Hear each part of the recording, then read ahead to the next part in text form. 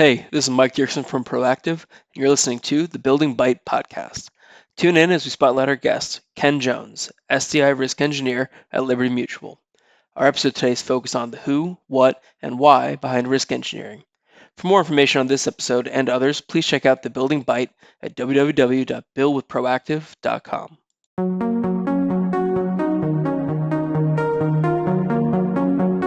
Welcome to the Building Byte podcast, a podcast for construction contractors, owners, and insurance professionals, where you'll hear from the experts about key topics that'll help you be successful.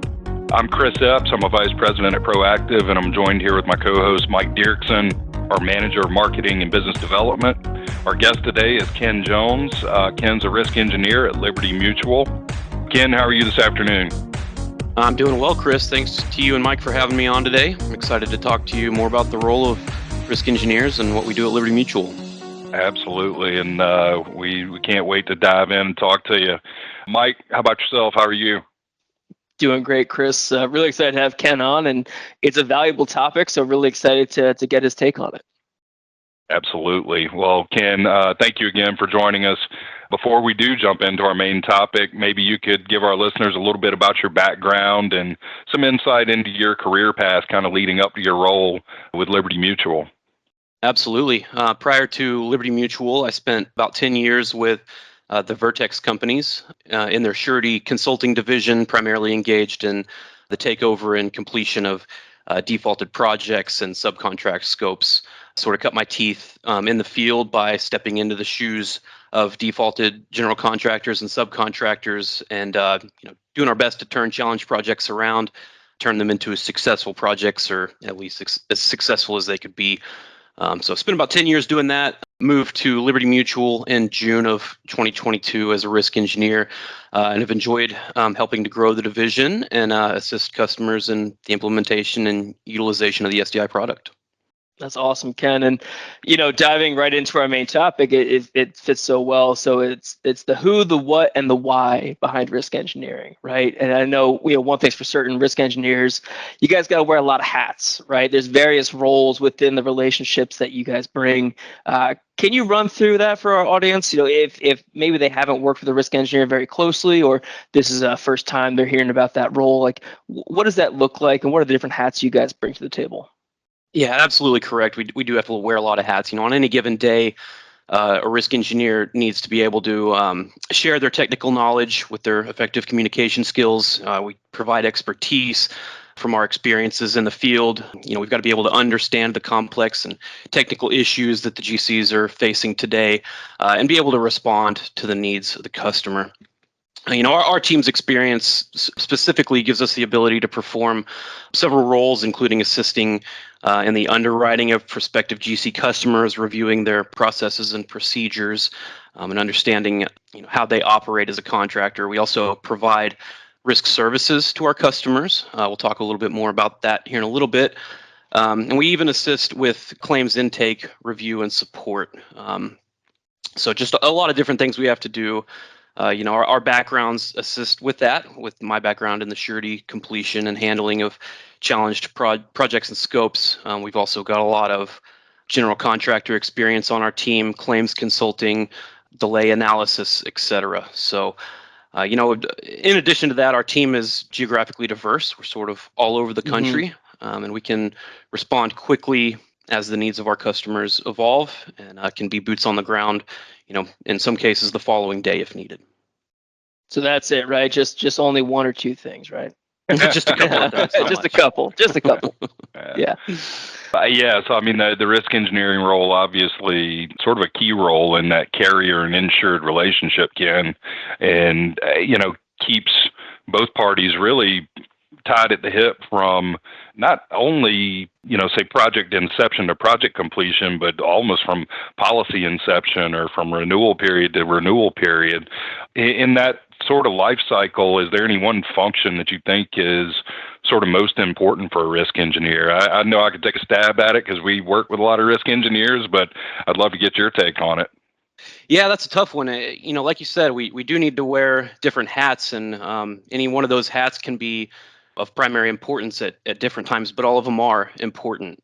We've got to understand the needs of the customer. It's a challenging environment in today's market, and issues aren't really easy to understand and simple to digest. They're technical, they're complex. The projects keep getting more and more complex, so we've got to be able to understand the needs of our customers, also provide observations and what we're seeing across the country and across our SDI portfolio, and give that feedback to our customers effectively. Provide that intel to our customers and assist in any way we can in improving their organization and making them better. Really, the bottom line is just adding value to the SDI product and providing the thoughtful feedback and correspondence that our customers are looking for. Yeah, that's a great answer, Ken. And a common through line that we hear on the show all the time is about having good team members and effective communication, right? So you talked about providing value. That's something that you guys really have to focus on. Can you share with us a little bit about how you're able to help coach your insureds and bring that value to them? And all while wearing, as you mentioned earlier, just all sorts of different hats throughout the process. Absolutely. I'll touch on a couple of the services that come along with the SDI policy. So when you purchase an SDI policy with Liberty Mutual, we have a number of risk services that are there. The pre-qualification assessment is one of those. Essentially, what that consists of is a brief meeting with our customers to confirm their pre-qualification process and what they're doing to vet their subcontractors before they award them contracts and engage with them on a project. We then follow that up with selecting a sampling of 3 random pre-qualification files that are enrolled into our portfolio, looking at the files provided for those subcontracts and doing a couple of things. One, showing how they adhere to the defined process, the customer's defined process. And number 2, comparing those to our entire portfolio and the pre-qualification processes that we observe through all of our accounts. So that's a really good one that can show you, areas for improvement in the pre-qualification process and how you're adhering to your defined internal procedures. In addition to the pre-qual assessment, we have the default simulator, which is another one that's been very exciting for our customers. Essentially what it is it's a theoretical example of what a subcontractor default can look like and how that can impact a project in terms of cost and schedule, and whether that default be due to financial distress, schedule manpower issues, or quality concerns. We can show you how that default might impact a specific project. The default simulator also takes a number of project-specific documents and gives you feedback on how the documentation procedures in place on that project may help substantiate a claim or where questions may arise if a claim situation is encountered.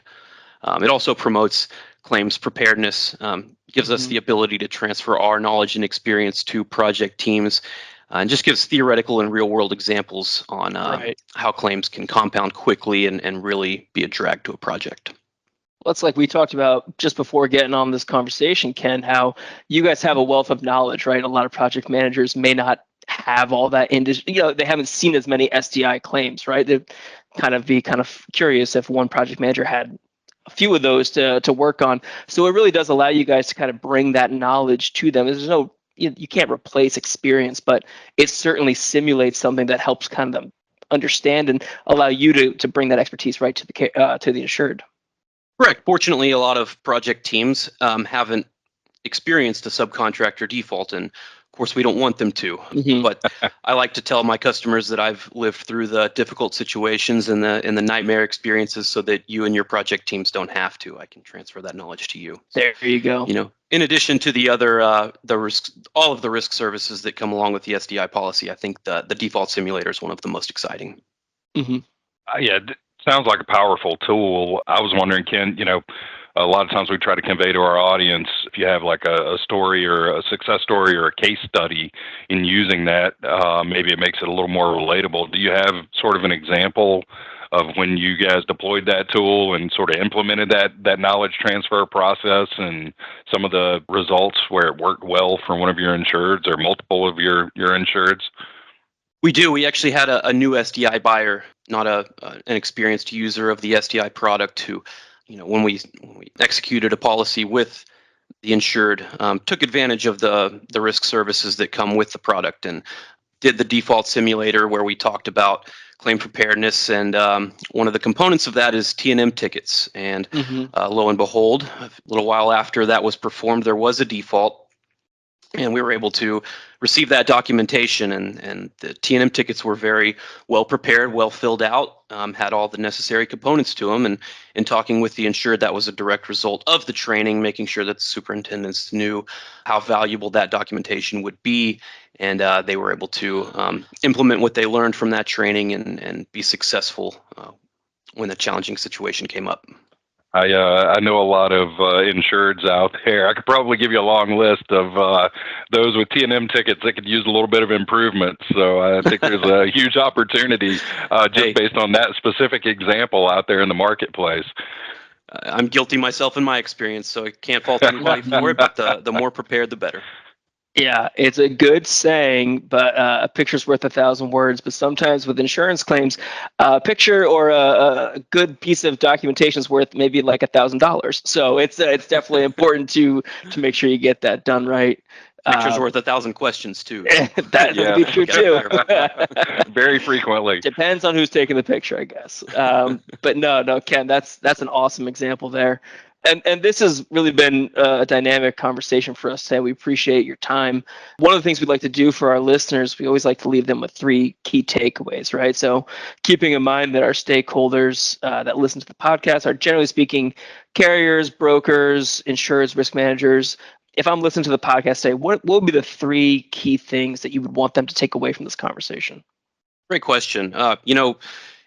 You've already touched on it several times here, and just emphasizing the role of the RE, of the risk engineer, and the various hats that they have to wear.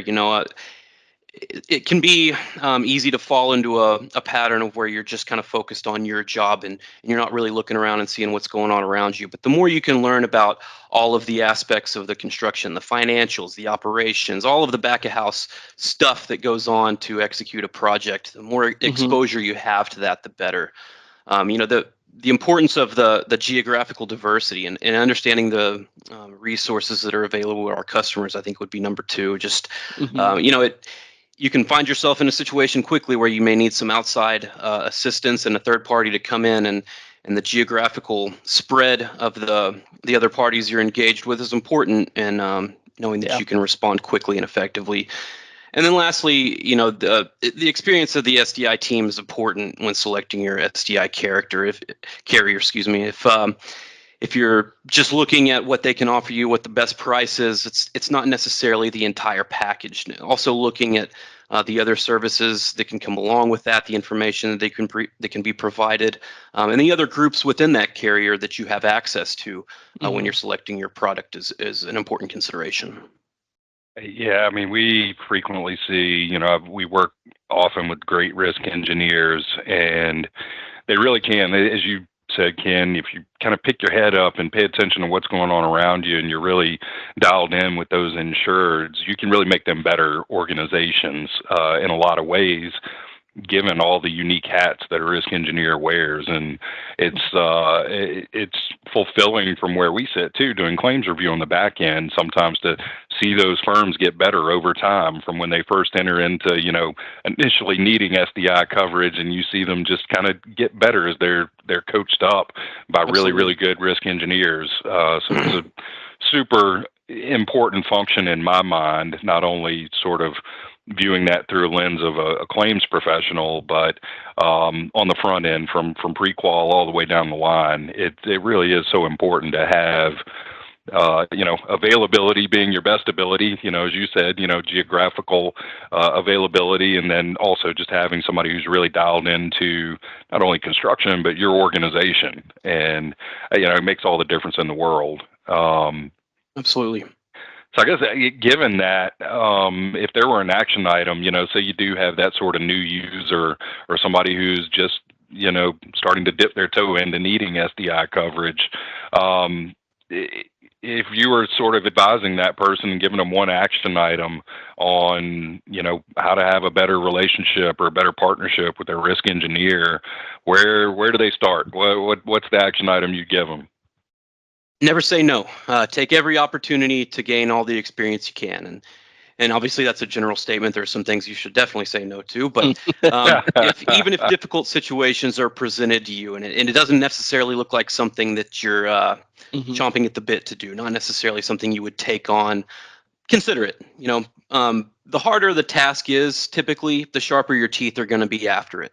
Mhm. There were a lot of difficult situations I found myself in when doing surety claims consulting, and I look back on them, in fondness now. It's a great learning experience, and it really grows you into the person you are now. So Yeah, that would be it's my piece of advice.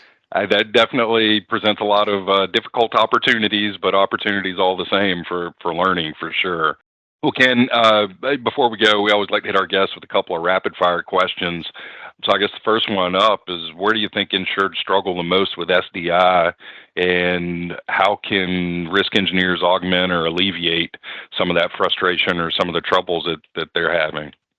Claims preparedness can be a very difficult subject. It's one that you can never have too much training on for your project teams. Just promoting documentation procedures, and really collecting as much information as possible, and being prepared to answer those questions if and when they're going to be presented to you, and really understanding that there's a lot of chance for someone who doesn't understand the issue to come in and need to examine and inspect the documentation and be told the story. So the more that documentation can tell the story, and the more that an outside party can come in and understand that story, the better. And you're going to be in a better position to support your claim if and when that does happen. Absolutely. Another one, Ken. Obviously you got a passion for this, and you've been doing it for a while here, and you got some great experience. Is there a particular aspect of being a risk engineer you find most rewarding? You guys wear so many hats, but is there something that it makes you the happiest when you're doing it? Really getting to see so many different aspects of construction, so many different market segments, so many different contractors, Hmm. different geographies all across the country. It's really a holistic view of the construction industry, and we can provide that feedback to our customers and our observations, from California to our customers in New York. And Hmm. it's really satisfying to be able to tell different customers things that we're seeing in other parts of the country that they need to be looking out for in their neck of the woods, and how that might translate into their work sector. Yeah, it's amazing because it could be very similar yet entirely different at the same time, right? Just Yep. geographically or what have you. Yep. And Um, we see the problems evolve and move across the country, and being mhm. able to make our customers prepared for that is satisfying. So. Yeah, for sure. Last one here, though. You mentioned your career and the different experience you brought along. Who were some of the mentors for you along the way? Was anyone in particular you want to give a shout out to that kind of helped you grow into this career you're in now? Well, I'd be remiss if I didn't give a shout out to Bill McConnell at the Vertex Company's chairman of the board, now was CEO at my time there. Just Hmm. a wealth of knowledge, and learned a ton from him. People like him and Jack Martin and other people within the Vertex companies were pivotal in my development and my career. So would definitely want to give a shout out and a thank you to those guys. Absolutely. Well, Ken, this has been a great conversation. We really appreciate your time sharing it with us today. Like we said, you got a lot of hats to wear, man, so your time's valuable. But this is the Building Bite, so that's building insurance technologies with the experts. You are today's expert. We always like to ask our guests, like, what are you taking a bite out of today? So you're down in Texas. What's the number one spot? Where's the best place to get some food? Well, fortunately, we've got great barbecue down here in Texas, so I think I'm planning on going down the road to Dane's Texas Barbecue. He got number one on the Texas Top 50 last year, so I think some good briskets in my future. Come I join me didn't even when you have a I chance. didn't even realize that Texas had their own top 50. They're like, listen, forget the national stuff. Let's get the Texas one first. All right. Well, you could call it the national top 50. It's the top 50 either way. Yeah. I love it. I love it. Fantastic. Well, Ken, thank you again for your time. Thank you for connecting with us today. If our listeners want to find you afterwards, where can they look you up? Email, LinkedIn, where should they reach out to you? Yeah, my email is kenneth.jones@libertymutual.com. Feel free to reach out if you have any questions or would like to learn more about the SDI product. You can find me on LinkedIn, Ken Jones CCM. So yeah, please feel free to reach out. Fantastic. Well, thank you again. Thank you very much for your time, and careful what you throw out there, because Mike and I will definitely show up for good barbecue. So hopefully we'll look out next time we get out to Texas, and we'll definitely be down for dinner. That sounds great. Thank you guys so much for having me on, and look forward to seeing you again soon. Fantastic. Thanks, Ken. Thank you. Thank you for listening to The Building Bite. This podcast has been brought to you by Proactive. Check us out on thebuildingbite.com, where you can subscribe to our newsletter and follow us on social media for all future The Building Bite news and updates. You can also find us on your favorite apps, including Apple and Google Podcasts, Spotify, Stitcher, TuneIn, and Amazon. If you have ideas for episode topics that we should cover on the show, or you know somebody who would be a perfect guest, let us know at connect@thebuildingbite.com.